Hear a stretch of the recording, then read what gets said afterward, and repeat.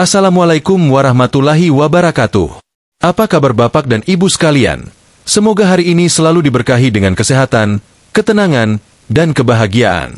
Kali ini, kita akan membahas satu hal yang mungkin dirasakan oleh banyak orang tua di usia lanjut, terutama yang sudah memiliki anak-anak dewasa. Topik ini cukup sensitif, menyentuh hati, dan terkadang membuat kita termenung sendiri. Mengapa anak yang dulu begitu dekat, kini terasa jauh dan tidak lagi menghargai kita sebagai orang tuanya? Bagi seorang ibu atau ayah, tak ada yang lebih menyakitkan dibanding saat anak sendiri berbicara dengan nada tinggi, meremehkan nasihat kita, atau bahkan mengabaikan keberadaan kita. Hati rasanya seperti diremas. Padahal, dari kecil kita rawat, kita besarkan dengan penuh cinta, kadang tanpa tidur, rela menahan lapar asal anak cukup makan. Tapi kini, setelah mereka dewasa, kenapa sikap mereka berubah? Tentu tidak semua anak seperti itu. Masih banyak anak yang tetap berbakti dan menghormati orang tuanya. Namun, kita juga tak bisa menutup mata bahwa ada sebagian yang entah karena sibuk, pengaruh pasangan, atau perubahan pola pikir, mulai kehilangan rasa hormat terhadap orang tua. Dan saat ini terjadi, banyak lansia hanya bisa diam, memendam rasa kecewa, bahkan menangis dalam doa. Video ini dibuat bukan untuk menyalahkan siapapun. Bukan pula untuk membuat bapak dan ibu merasa putus asa. Justru sebaliknya, video ini dibuat untuk memberi semangat dan solusi. Karena sebagai orang tua, kita masih punya kekuatan besar untuk mempengaruhi anak-anak kita, bukan dengan kemarahan, tapi dengan kelembutan, kebijaksanaan, dan doa yang tak pernah putus. Dalam video ini, kita akan membahas 6 cara lembut namun ampuh yang bisa bapak dan ibu lakukan untuk mengembalikan rasa hormat anak kepada orang tua. Cara-cara ini bukan sekadar teori, tapi berangkat dari pengalaman banyak orang tua lainnya yang berhasil meraih kembali cinta dan hormat anak-anak mereka. Dan yang lebih penting, cara-cara ini tetap menjaga harga diri bapak dan ibu sebagai orang tua, tanpa harus marah-marah, mengemis perhatian, atau merasa rendah diri. Sebelum masuk ke cara-cara tersebut, mari kita akui bersama bahwa menjadi orang tua bukanlah peran yang mudah. Tidak ada buku panduan yang sempurna. Tidak ada sekolah menjadi ayah atau ibu. Kita semua belajar dari pengalaman, dari coba-coba, dari kesalahan, dan dari cinta yang tulus. Maka, kalaupun hari ini kita merasa sedih karena sikap anak, bukan berarti kita gagal. Ini hanyalah fase yang bisa dilewati dengan doa, usaha, dan kesabaran. Jadi, tetaplah duduk dengan tenang, siapkan secangkir teh atau kopi, dan mari kita bahas bersama satu persatu. Insya Allah, setelah menonton video ini, hati bapak dan ibu akan terasa lebih ringan, lebih kuat, dan punya arah yang jelas dalam menghadapi anak-anak yang mulai lupa caranya menghormati orang tua. Karena sejatinya, cinta orang tua tak pernah pudar. Dan jika kita tetap sabar, yakinlah, cinta dan hormat anak itu bisa kembali, bahkan mungkin lebih dalam dari sebelumnya. Bapak dan ibu yang saya hormati, sebelum kita membahas solusi, ada baiknya kita memahami dulu akar masalahnya. Mengapa anak yang dulu begitu dekat, hangat, dan menghormati kita, sekarang terasa menjauh, lebih dingin, bahkan terkadang bersikap tidak sopan? Penting bagi kita untuk memahami bahwa perubahan sikap anak biasanya tidak terjadi dalam sehari 2 hari. Perubahan ini terbentuk secara perlahan, dipengaruhi oleh banyak faktor. Dengan mengenali penyebabnya, kita bisa memilih cara terbaik untuk menghadapinya, bukan dengan emosi, tapi dengan kebijaksanaan. 1. Perubahan zaman dan gaya hidup. Bapak dan ibu tentu sudah menyaksikan betapa cepatnya dunia berubah. Dulu, orang tua adalah sumber utama pengetahuan dan nilai-nilai hidup. Namun sekarang, anak-anak kita tumbuh di era teknologi. Mereka lebih banyak mendapat informasi dari internet, media sosial, atau lingkungan kerja mereka. Kadang mereka merasa lebih tahu, lebih pintar, bahkan merasa pendapat kita sudah ketinggalan zaman. Inilah salah satu penyebab mereka kurang menghargai nasihat kita. Mereka lupa bahwa pengalaman hidup tidak bisa digantikan oleh Google atau video di internet. 2. Pola asuh masa lalu yang mungkin terlalu lembut atau terlalu keras. Beberapa orang tua mengaku bahwa dulu mereka terlalu memanjakan anak-anaknya. Semua keinginan anak dituruti, semua kebutuhan dipenuhi, bahkan saat anak bersalah pun tetap dibela. Niatnya tentu baik, ingin melihat anak bahagia. Tapi, efek jangka panjangnya kadang membuat anak tumbuh tanpa memahami batasan, tanpa belajar menghormati.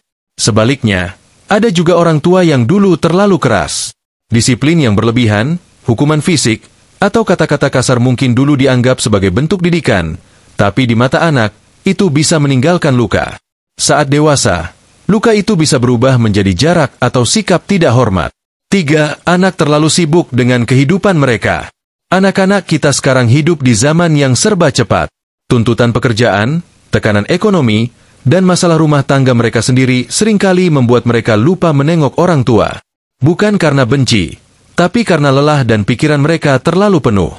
Sayangnya, karena komunikasi menjadi jarang, perhatian menjadi berkurang, akhirnya muncul jarak yang membuat kita merasa tidak dihargai. Bahkan ketika kita menelepon, mereka hanya menjawab singkat, atau kadang tidak sempat mengangkat.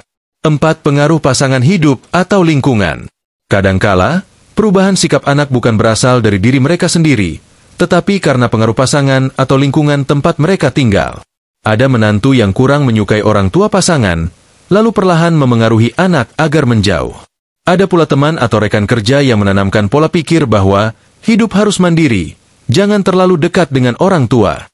Kalau anak kita tidak cukup kuat secara emosional dan spiritual, mereka bisa terbawa arus. Mereka mulai membatasi hubungan dengan kita, bukan karena benci, tapi karena tekanan atau pengaruh dari luar yang sangat kuat. 5. Anak merasa pernah disakiti, tapi tak pernah diungkapkan. Ada kalanya anak memendam rasa sakit hati pada orang tuanya. Mungkin karena pernah dibanding-bandingkan, diremehkan, atau merasa tidak mendapat perhatian seperti saudara lainnya. Luka yang tidak dibicarakan bisa berubah menjadi jarak dan sikap dingin. Sebagai orang tua, kita kadang tidak sadar bahwa sikap kita dulu menimbulkan luka. Kita merasa biasa saja, tapi anak menyimpannya. Inilah pentingnya introspeksi dan komunikasi yang jujur. 6. Kurangnya komunikasi sehari-hari. Komunikasi adalah jembatan dalam hubungan keluarga. Tapi jembatan ini sering retak karena kesibukan, gengsi, atau perbedaan cara berpikir. Saat komunikasi jarang terjadi, anak jadi merasa asing, dan kita pun merasa tidak dihargai. Ucapan sederhana seperti, "Bagaimana kabarmu hari ini?" bisa membangun hubungan, tapi saat itu hilang, kehangatan pun memudar. Jadi, Bapak dan Ibu sekalian, ketika anak terlihat mulai tidak menghargai, itu bukan berarti kita gagal. Tapi ini adalah sinyal bahwa ada sesuatu yang perlu diperbaiki. Bisa jadi dari kita, dari mereka, atau dari hubungan kita bersama. Kita tidak perlu larut dalam kesedihan atau menyalahkan diri. Yang penting adalah kita peka, bijak, dan mau mencoba memperbaiki keadaan. Karena di balik setiap anak yang terlihat dingin, masih ada hati yang bisa disentuh, jika kita tahu caranya. Kesalahan umum yang sering dilakukan orang tua saat menghadapi anak yang tidak hormat.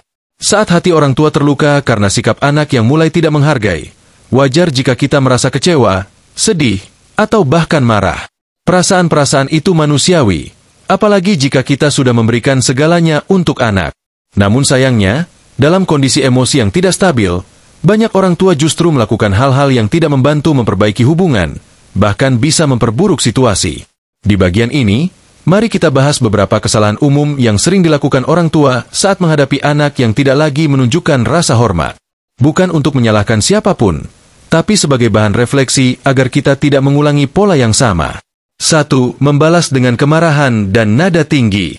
Saat anak membentak, berbicara dengan nada tinggi, atau bersikap seenaknya, banyak orang tua spontan membalas dengan cara yang sama, membentak balik.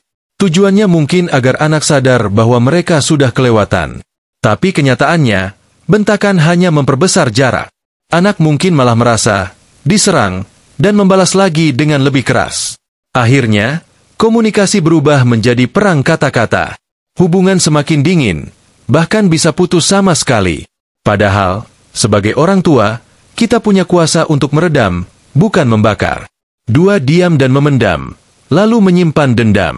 Sebagian orang tua memilih diam. Bukan karena sabar, tapi karena terlalu kecewa atau tidak tahu harus berkata apa. Mereka memendam perasaan, berharap anak sadar sendiri. Tapi diam yang terlalu lama sering disalahartikan oleh anak sebagai tidak masalah atau tidak peduli. Sementara di dalam hati, perasaan itu menumpuk. Lama-lama menjadi dendam. Kita jadi menyimpan luka, dan saat emosi sudah tak tertahankan, bisa meledak di waktu yang tidak tepat. Maka penting bagi kita untuk tidak hanya diam, tapi juga mencari cara untuk mengomunikasikan perasaan dengan tenang dan tepat. 3. Mengungkit jasa-jasa masa lalu terlalu sering. Kalau bukan karena ibu, kamu nggak akan jadi seperti sekarang. Papa dulu kerja siang malam demi kamu, tapi sekarang kamu malah begini. Kalimat-kalimat seperti itu sering keluar saat orang tua merasa tidak dihargai. Wajar jika kita ingin anak mengingat perjuangan kita. Tapi jika terlalu sering diungkit, anak bisa merasa ditagih secara emosional. Mereka jadi defensif dan bahkan bisa menjauh. Lebih baik kita memilih waktu dan cara yang tepat untuk mengingatkan mereka tentang masa lalu, dengan bahasa yang penuh cinta, bukan tuntutan. 4. Menjadi terlalu mengemis perhatian. Sebagian orang tua mencoba berbagai cara agar anak kembali peduli. Menelpon terus-menerus, mengirim pesan berkali-kali, bahkan mendatangi rumah anak tanpa diundang. Tujuannya tentu baik, ingin dekat, ingin memperbaiki hubungan. Tapi jika terlalu sering, anak bisa merasa tidak nyaman, merasa dikekang, bahkan terganggu. Alih-alih makin dekat, mereka malah makin menjauh. Di sini kita perlu menjaga martabat kita sebagai orang tua. Perhatian yang tulus itu penting, tapi jangan sampai berubah menjadi sikap yang terlihat seperti memohon perhatian. 5. Menyerahkan semua pada waktu, tapi tidak melakukan apapun. Ada juga orang tua yang berkata, "Sudahlah, biar waktu yang menyadarkan dia." Ya, waktu memang bisa menyembuhkan, tapi hanya kalau ada usaha nyata di dalamnya. Jika kita hanya menunggu tanpa berbuat apa-apa, maka jarak antara kita dan anak bisa makin jauh. Kita perlu percaya bahwa perubahan bisa terjadi, tapi perubahan itu perlu dimulai, dan kadang harus dimulai dari kita dulu. 6. Membandingkan dengan anak orang lain. Anaknya Bu Ani itu sopan sekali, beda sama kamu. Kalimat ini tampaknya sepele, tapi bisa sangat menyakitkan bagi anak. Mereka merasa dibandingkan, direndahkan, dan tidak dihargai. Akibatnya, bukannya introspeksi, anak malah makin tidak mau mendengar. Lebih baik fokus pada hubungan kita dengan anak sendiri, tanpa melibatkan perbandingan dengan orang lain. Setiap anak punya jalan hidup dan proses tumbuhnya sendiri. Bapak dan Ibu, kita semua tentu pernah melakukan 1 atau 2 dari kesalahan ini. Wajar, karena kita manusia biasa. Tapi mulai hari ini, mari kita ubah pendekatan kita. Jangan biarkan emosi sesaat merusak jembatan cinta yang sudah kita bangun sejak mereka lahir. Hubungan orang tua dan anak itu seperti tanaman. Kadang harus dipangkas agar tumbuh sehat. Kadang harus disiram dengan kesabaran. Kadang harus diberi waktu untuk pulih. Dan seperti tanaman, dengan perawatan yang tepat, cinta dan hormat itu bisa tumbuh kembali, lebih indah dari sebelumnya. Cara 1, introspeksi diri dengan hati yang lapang. Ketika kita menghadapi anak yang mulai tak menghargai kita, langkah pertama yang sering terlewatkan justru adalah yang paling penting. Introspeksi diri. Ya, sebelum kita menuntut anak untuk berubah, mari kita tanya dulu ke dalam hati, apakah ada sesuatu dari sikap atau ucapan kita di masa lalu yang mungkin tanpa sengaja melukai mereka? Introspeksi bukan berarti menyalahkan diri sendiri. Bukan pula berarti kita sepenuhnya bersalah atas perubahan sikap anak. Tapi ini adalah bentuk kebijaksanaan dan kerendahan hati. Sebagai orang tua, kita tentu punya niat yang baik, tapi niat baik belum tentu selalu diterima dengan cara yang benar oleh anak. 1. Membuka hati untuk melihat dari sudut pandang anak. Terkadang, kita begitu yakin bahwa cara kita mendidik anak adalah yang terbaik. Kita lupa bahwa anak-anak kita tumbuh di zaman yang berbeda. Apa yang menurut kita biasa saja, bisa jadi terasa keras di mata mereka. Misalnya, membandingkan mereka dengan saudara atau anak tetangga. Dulu mungkin kita anggap itu memotivasi, tapi bagi anak, itu bisa menyakitkan. Dengan membuka hati untuk melihat dari sudut pandang mereka, kita bisa memahami bahwa mungkin ada luka-luka kecil yang mereka simpan. Dan dari pemahaman itu, kita bisa mulai memperbaiki komunikasi.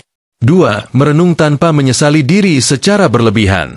Sebagian orang tua, saat mulai merenung, jadi merasa sangat bersalah. Apa saya orang tua yang buruk? Apakah semua ini salah saya?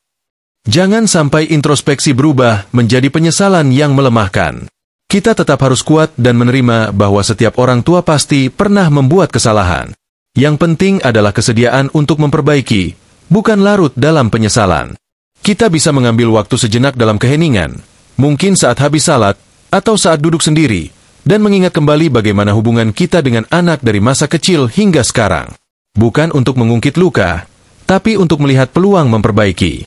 3. Mengakui kesalahan dengan hati yang rendah, jika memang perlu. Tak ada yang lebih menyentuh hati anak daripada ketika orang tuanya, dengan penuh kasih, berkata, "Nak, mungkin dulu ayah ibu pernah menyakitimu tanpa sadar. Maafkan, ya." Kalimat itu sederhana, tapi penuh kekuatan. Anak bisa luluh hanya karena mendengar kejujuran dan ketulusan itu. Bukan karena kita kalah sebagai orang tua, tapi karena kita cukup bijak untuk menaruh ego di bawah cinta. Mengakui kesalahan bukan berarti menyerah, tapi menunjukkan bahwa hubungan ini terlalu berharga untuk dipertahankan dengan gengsi. 4. Menilai ulang cara kita menunjukkan cinta. Setiap orang punya cara mencintai yang berbeda. Ada orang tua yang menunjukkan cinta lewat materi, membelikan barang, membantu keuangan, menyediakan tempat tinggal. Tapi bisa jadi anak justru membutuhkan pelukan, kata-kata pujian, atau sekadar kehadiran kita saat mereka sedang gundah. Introspeksi juga berarti mengevaluasi. Apakah cara kita mencintai anak selama ini sesuai dengan kebutuhan emosional mereka? Kadang kita merasa sudah cukup, tapi anak merasa kosong. Maka saat kita memahami perbedaan ini, kita bisa menyesuaikan cara kita menunjukkan kasih sayang. 5. Berani bertanya pada diri sendiri. Apa saya sudah mendengarkan anak? Orang tua sering memberikan nasihat, saran, bahkan teguran. Tapi apakah kita sudah benar-benar mendengarkan mereka? Banyak anak merasa bahwa orang tuanya hanya mau didengar, tapi enggan mendengar. Padahal, saat mereka merasa didengar, mereka lebih terbuka, lebih dekat, dan lebih menghargai. Mulai sekarang, mari kita beri ruang bagi anak untuk bicara, meski isi bicaranya kadang berbeda dari pandangan kita. Dengarkan dulu, baru menanggapi. Kadang mereka hanya ingin dimengerti, bukan dinasihati. Bapak dan ibu sekalian, introspeksi diri memang bukan langkah yang mudah. Butuh kerendahan hati, keberanian, dan kebesaran jiwa. Tapi langkah inilah yang bisa membuka pintu hati anak kembali. Anak-anak kita, betapapun keras sikap luarnya, tetap memiliki sisi lembut yang bisa disentuh oleh ketulusan orang tuanya. Ingatlah bahwa cinta orang tua tidak akan pernah sia-sia. Mungkin hasilnya tak langsung terlihat, tapi setiap usaha yang tulus, setiap doa yang dipanjatkan, akan membekas dalam hati anak, dan suatu saat akan berbuah manis. Mari kita mulai dari dalam diri, karena perubahan hubungan dengan anak, selalu dimulai dari hati orang tua yang bersedia berubah lebih dulu. Setelah kita merenung dan introspeksi diri, kini saatnya kita mengambil langkah nyata untuk memperbaiki hubungan dengan anak-anak kita yang mulai kehilangan rasa hormat. Ingat, perubahan tidak selalu harus keras. Kadang, justru dengan kelembutan dan ketegasan yang tenang, hasilnya bisa jauh lebih besar.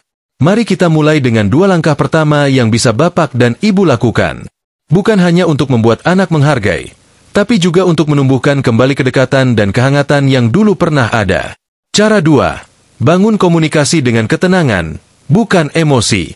Salah satu penyebab utama renggangnya hubungan orang tua dan anak adalah komunikasi yang tidak sehat. Saat orang tua berbicara dengan emosi, anak biasanya justru menutup diri. Sebaliknya, saat kita berbicara dengan ketenangan dan kasih, hati anak lebih mudah terbuka. Cobalah mulai dengan percakapan ringan. Tidak perlu langsung menegur atau menyampaikan kekecewaan. Misalnya, "Nak, ibu rindu ngobrol lama-lama sama kamu. Dulu kita sering cerita-cerita, ya." Kalimat seperti ini bisa menjadi jembatan untuk membuka kembali komunikasi yang mungkin sudah lama tertutup.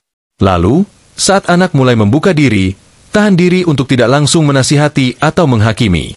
Dengarkan dulu. Tunjukkan bahwa kita hadir untuk memahami, bukan untuk menyalahkan.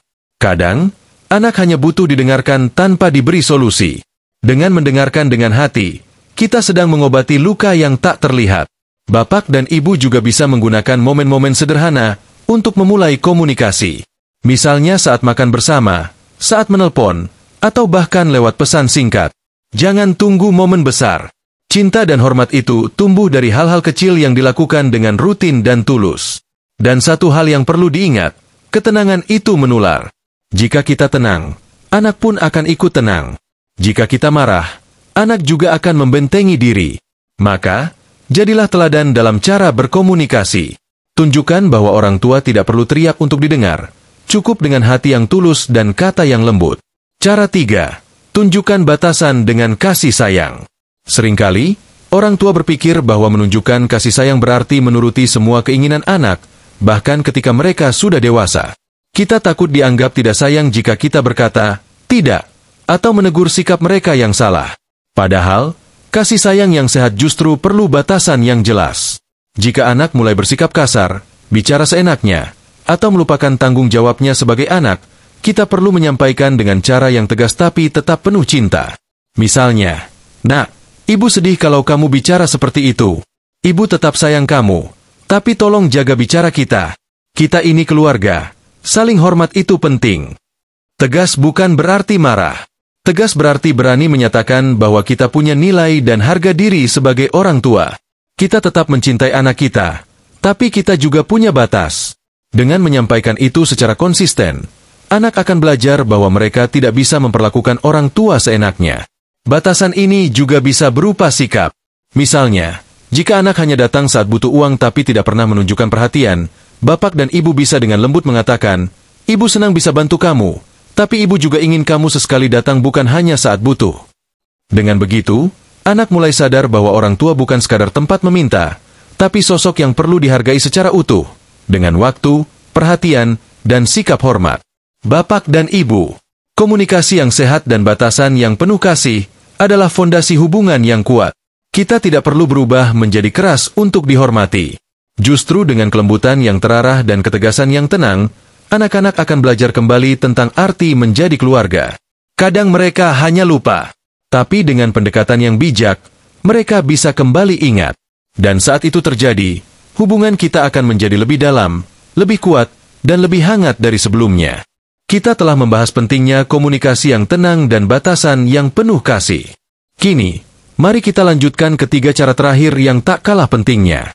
Ketiga langkah ini berfokus pada membangun kembali kekuatan batin dan posisi orang tua dalam keluarga, bukan dengan memaksa, tetapi dengan memberi teladan dan menjaga martabat. Cara 4. Perkuat harga diri dan aktivitas positif orang tua.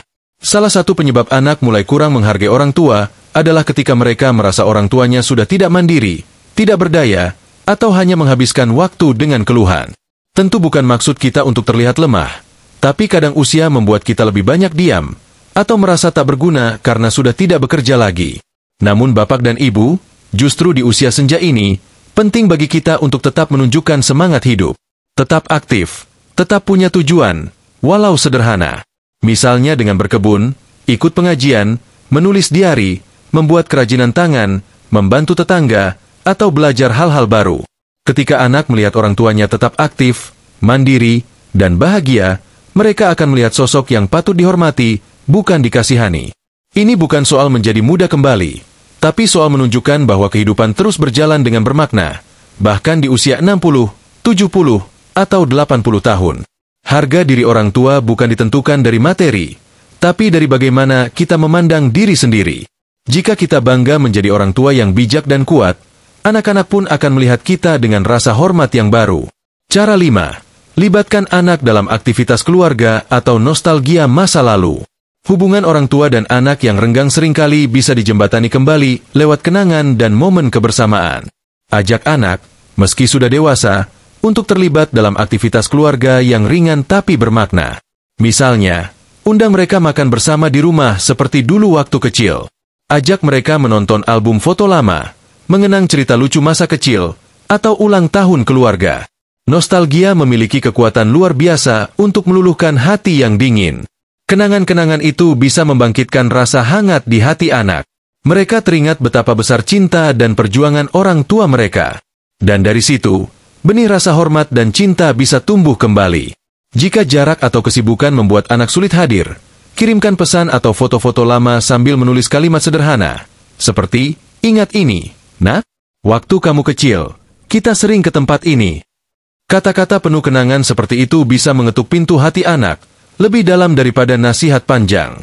Cara 6. Doakan dan beri contoh yang konsisten. Dan yang terakhir, dan mungkin paling kuat, adalah kekuatan doa dan keteladanan. Banyak orang tua yang merasa sudah mencoba semuanya, tapi tidak ada hasil. Maka di titik itu, jangan menyerah. Berdoalah. Doa orang tua untuk anaknya adalah doa yang paling mustajab. Bahkan dalam keadaan hati yang paling hancur, doa bisa menjadi jalan keluar. Doakan anak dengan ikhlas. Doakan agar hatinya dilembutkan, agar kembali sadar, agar Allah mengembalikan cahaya kasih dalam hubungan kalian. Namun selain doa, kita juga harus memberikan contoh yang konsisten. Jika kita ingin anak menghargai, kita pun harus menunjukkan sikap saling menghargai. Jika kita ingin anak bersikap lembut, maka kita juga bersikap lembut, tidak membalas dengan kemarahan. Ingatlah bahwa anak belajar dari apa yang mereka lihat, bukan hanya dari apa yang mereka dengar. Ketika mereka melihat orang tuanya tetap bersikap baik, sabar, dan penuh kasih meski disakiti, lambat laun mereka akan merasa malu dan tersentuh.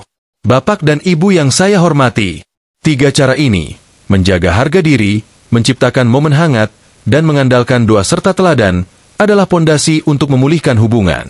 Mungkin hasilnya tidak langsung terasa, tapi yakinlah, setiap usaha yang kita lakukan dengan cinta akan berbuah pada waktunya.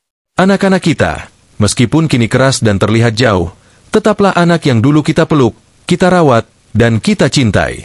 Di dalam diri mereka, masih ada hati kecil yang bisa kita sentuh, dengan kelembutan, kesabaran, dan cinta yang tak pernah pudar. Kita sudah melalui perjalanan panjang dalam video ini. Kita sudah bersama-sama menyelami rasa sakit yang mungkin bapak dan ibu alami, saat anak yang dulu begitu manis, kini terasa jauh, dingin, bahkan tak lagi menunjukkan rasa hormat seperti dulu. Tapi kita juga sudah belajar bahwa ini bukan akhir dari segalanya. Justru ini bisa menjadi awal dari hubungan baru yang lebih dewasa, lebih dalam, dan lebih penuh pengertian. Sebagai orang tua, kita punya cinta yang tidak pernah habis. Dari mereka bayi sampai mereka dewasa, bahkan saat mereka melupakan kita sekalipun, cinta itu tetap ada. Dan cinta itu adalah kekuatan kita. Cinta yang tidak memaksa. Cinta yang tidak menyerah. Cinta yang terus mendoakan, bahkan saat kita sendiri sedang terluka. Bapak dan Ibu, mungkin hari ini kita merasa hubungan dengan anak sedang renggang. Mungkin kita merasa diabaikan, dianggap remeh, atau bahkan disakiti. Tapi percayalah, tidak ada hubungan yang benar-benar putus selama masih ada doa yang naik ke langit. Tidak ada luka yang terlalu dalam selama masih ada hati yang mau memaafkan. Dan tidak ada anak yang benar-benar hilang selama masih ada orang tua yang terus berharap. Usia kita boleh bertambah, tenaga kita boleh berkurang, tapi hikmah dan kekuatan batin kita justru semakin besar. Inilah saatnya kita berdiri tegak, bukan dengan kemarahan, tapi dengan kebijaksanaan. Bukan dengan tuntutan, tapi dengan keteladanan. Bukan dengan tangisan keras, tapi dengan doa-doa yang tenang dan yakin. Ingatlah, Bapak dan Ibu, bahwa menjadi orang tua bukan hanya soal membesarkan anak, tapi juga soal menjadi cahaya dalam hidup mereka. Kadang cahaya itu redup karena debu kesalahpahaman, tapi cahaya itu bisa bersinar lagi. Dan kita, orang tua, adalah sumber cahaya itu. Jangan biarkan luka dari anak membuat kita kehilangan arah. Jangan biarkan sikap mereka yang dingin membuat kita ikut dingin. Sebaliknya, jadilah api yang hangat. Tetap menjadi rumah yang nyaman. Tetap menjadi pelabuhan, tempat pulang, kapanpun mereka sadar dan rindu. Mungkin hari ini mereka belum sadar, tapi esok, lusa, atau entah kapan, mereka akan teringat bahwa ada ibu yang dulu selalu mendoakan, ada ayah yang tak pernah membalas dengan marah. Dan saat momen itu tiba, mereka akan datang. Mereka akan kembali. Dan saat itu terjadi, semua usaha bapak dan ibu hari ini akan terbayar lunas, dengan pelukan hangat dan air mata penuh penyesalan dari anak-anak yang akhirnya sadar. Jadi, mari kita akhiri video ini dengan semangat. Jangan menyerah. Jangan merasa sendiri. Bapak dan ibu tidak sendiri, karena banyak orang tua di luar sana merasakan hal yang sama, dan banyak pula yang berhasil memperbaiki hubungan dengan anak mereka. Teruslah berdoa. Teruslah memberi contoh, dan teruslah mencintai, tanpa pamrih, karena cinta orang tua adalah cahaya yang tak akan pernah padam. Semoga Allah senantiasa menjaga hati bapak dan ibu, menguatkan batin, dan melembutkan hati anak-anak kita agar kembali menghormati dan mencintai kita seperti dulu. Amin ya Rabbal Alamin. Wassalamualaikum warahmatullahi wabarakatuh.